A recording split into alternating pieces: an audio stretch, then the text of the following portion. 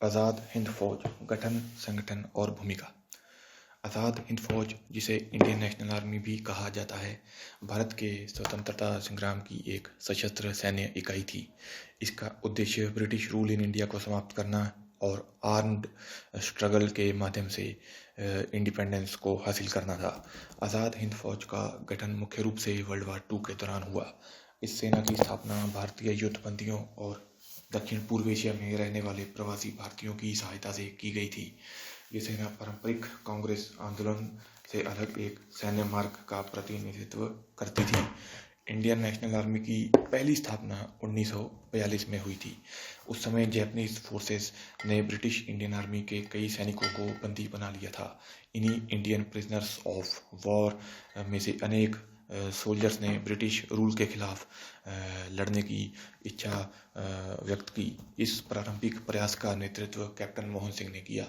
उनकी सहायता Indian independence league द्वारा की गई, जो दक्षिण पूर्व एशिया में सक्रिय एक संगठन था। हालांकि नेतृत्व और अधिकारों को लेकर मतभेद उत्पन्न हो गए। इन मतभेदों के कारण पहला इंडियन नेशनल आर्मी प्रयास विफल हो गया। इसके बाद ये सेना अस्थायी रूप से भंग हो गई। हालांकि यह विचार पूरी तरह समाप्त नहीं हुआ। साल 1943 में सुभाष चंद्र बोस का दक्षिण पूर्व एशिया आगमन हुआ। उनके आगमन के साथ ही इंडियन नेशनल आर्मी को नया नेतृत्व और स्पष्ट दिशा प्राप्त हुई। इसके बाद सेना को औपचारिक रूप से आज़ाद हिंद फौज के नाम से संगठित किया गया।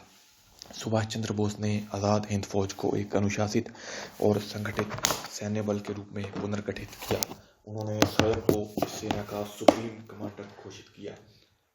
इनका उद्देश्य एक स्वतंत्र भारतीय सरकार और सेना की स्थापना करना था। साल 1943 में ही provincial government of free India, जिसे आज़ाद हिंद गवर्नमेंट कहा गया, की घोषणा की गई। इस सरकार को कई देशों द्वारा मान्यता दी गई। आज़ाद हिंद फौज इस सरकार की आधिकारिक सैन्य शक्ति बनी। आज़ाद हिंद फौज की संरचना नियमित सैन्य इकाइयों के समान थी। इसमें इन्फेंट्री रेजिमेंट्स और सपोर्ट यूनिट्स शामिल थे। सेना में अनुशासन, शारीरिक प्रशिक्षण और सैन्य शिक्षा पर विशेष ध्यान दिया गया। इस सेना की एक विशेष इकाई थी रानी ऑफ झांसी रेजिमेंट। यह पूरी तरह महिलाओं से बनी एक सैन्य इकाई थी। इसका नेतृत्व कैप्टन लक्ष्मी स्वामीनाथन ने किया। रानी ऑफ झांसी रेजिमेंट का उद्देश्य महिलाओं को सक्रिय सैन्य भूमिका में शामिल करना था। ये उस समय के संदर्भ में एक महत्वपूर्ण और असामान्य पहल थी। इस इकाई को भी नियमित सैन्य प्रशिक्षण दिया गया। आज़ाद हिंद फौज के सैनिकों को ये शपथ दिलाई जाती थी कि वे भारत की स्वतंत्रता के लिए अंतिम बलिदान तक तैयार रहेंगे। सेना का प्रमुख नारा दिल्ली चलो था। ये नारा दिल्ली की ओर कूच और ब्रिटिश सत्ता को समाप्त करने का प्रतीक था। आज़ाद हिंद फौज ने अपने सैन्य अभियान जैपनीज फोर्सेस के सहयोग से चलाए। ये सहयोग रणनीतिक और सैन्य आवश्यकताओं के आधार पर था।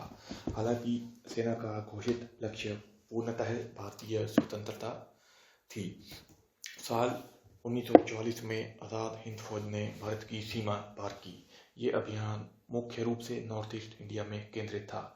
इस दौरान इम्फाल और कोहिमा क्षेत्रों में भीषण संघर्ष हुआ। इन अभियानों के दौरान आज़ाद हिंद फौज को कठिन भौगोलिक और जलवायु परिस्थितियों का सामना करना पड़ा। आपूर्ति की कमी और रोगों ने भी सेना को प्रभावित किया। इनके बावजूद सैनिकों ने कई मोर्चों पर संघर्ष किया। सैन्य दृष्टि से ये अभियान सफल नहीं रहा। जैपनीज रिट्रीट और संसाधनों की कमी के कारण सेना को पीछे हटना पड़ा। इसके बाद आज़ाद हिंद फौज धीरे धीरे विघटित हो गई। हालांकि आज़ाद हिंद फौज का प्रभाव केवल सैन्य परिणामों तक सीमित नहीं रहा। युद्ध के बाद ब्रिटिश अथॉरिटीज ने INA ट्रायल्स आयोजित किए। इन मुकदमों में आज़ाद हिंद फौज के अधिकारियों पर मुकदमा चलाया गया। INA ट्रायल्स ने भारत में व्यापक जनभावना को जन्म दिया। देश भर में समर्थन और विरोध के प्रदर्शन हुए। इन घटनाओं ने ब्रिटिश इंडियन आर्मी के मनोबल और निष्ठा को भी प्रभावित किया।